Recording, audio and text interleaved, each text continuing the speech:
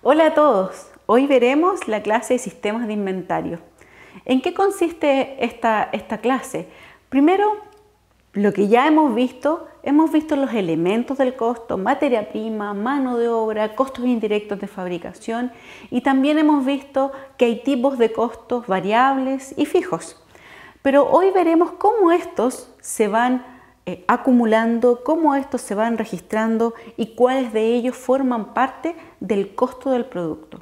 Podemos ver que hay tres tipos de sistemas de inventarios, de acumulación de los costos para los inventarios de los métodos tradicionales.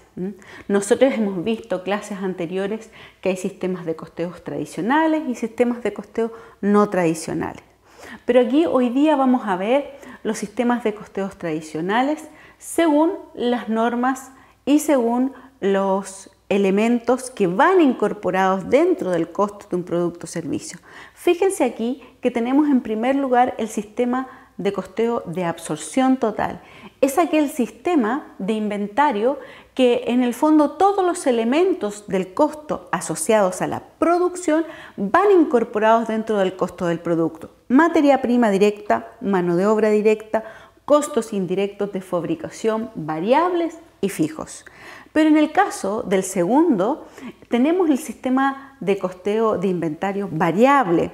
Eso quiere decir que solo los costos variables asociados a la producción van dentro del costo del producto. Esto quiere decir materia prima, mano de obra y costos indirectos de fabricación variable. Todos los demás costos indirectos de fabricación fijos y obviamente los GAP van a formar parte del gasto del periodo. Y finalmente, ley de la renta o sistema tributario que se basa en obviamente la reglamentación del servicio de impuestos internos y en ella se encuentra que los costos asociados a los productos o servicios están relacionados solamente con la mano de obra directa y la materia prima directa. Todos los costos indirectos de fabricación, dado su forma en el que se van devengando, es periódica y no está asociado a las unidades, en ese caso son gastos del periodo. Entonces podemos ver aquí en esta lámina que el costo de un producto, según el método absorbente o el variable o la ley de la renta, son distintos. Fíjense, materia prima, mano de obra, costos indirectos de fabricación, variables y fijos, va a ser el método de absorción total. Este método es el que aprendemos en este curso y también el que está asociado a los costos, ¿ya?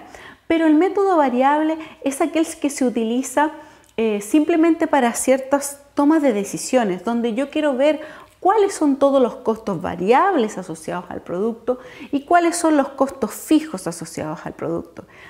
Porque así voy viendo cuáles son los elementos relevantes en una toma de decisión. Por lo tanto, aquí vamos a ver solo son los elementos variables dentro del costo. Y finalmente, la ley de la renta, que es exclusivamente para un usuario de la información, que es el servicio de impuestos internos.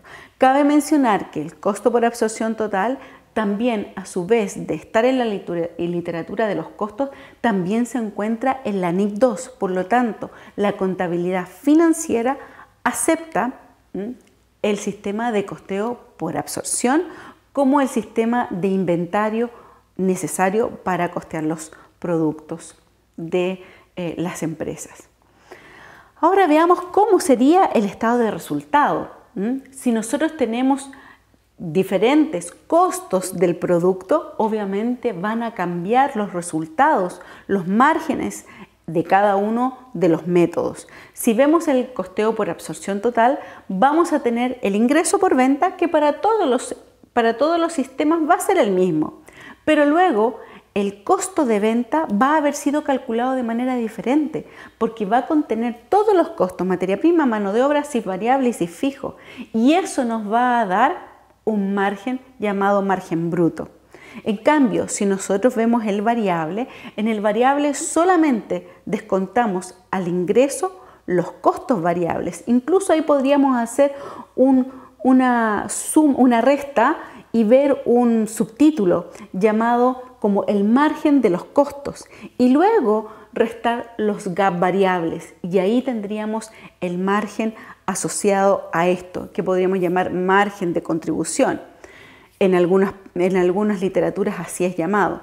Y finalmente, la ley de la renta, el ingreso menos el costo de venta de tributario, también nos va a dar un margen que va a ser distinto. Estos tres márgenes son diferentes porque los costos de ventas asociados al costo del producto o servicio son distintos. Y luego, fíjense que también se descuentan diferentes elementos. En el caso de absorción total se van a descontar los gap fijos y los gap variables, como lo hemos visto en clases anteriores. En cambio, en el método variable, si se dan cuenta, el estado de resultado antes del margen bruto o margen de contribución, ya están descontados los gap variables, porque arriba se incorpora todo lo que es variable y abajo vamos a ver que están los fijos y los gap fijos. Todo lo fijo va posterior al margen. Y aquí hay una gran diferencia con el método de absorción, porque en este caso los sí fijos, al formar parte de los gastos del periodo, se incorpora el 100% de los sí fijos en el estado de resultado. En cambio, en el caso del método de absorción total, el sí fijo va a ir al estado de resultado en la medida que se vendan los productos. Por lo tanto, ahí va a haber una gran diferencia entre ambos, lo que genera que la utilidad del periodo sea diferente. Y finalmente, la ley de la renta también va a tener una diferencia en relación al método de absorción total, porque solamente se consideran los costos asociados a la mano de obra directa y materia prima directa como costos tributarios, y después del margen todos aquellos CIF variables y fijos y todo aquello gap variable y fijo es considerado como parte de gastos del periodo. Y aquí se va a producir también la misma diferencia que se produjo entre el método variable y el costeo por absorción total. Entonces, estudiantes, espero que hayan comprendido esta clase sobre sistemas de inventario. Muchas gracias.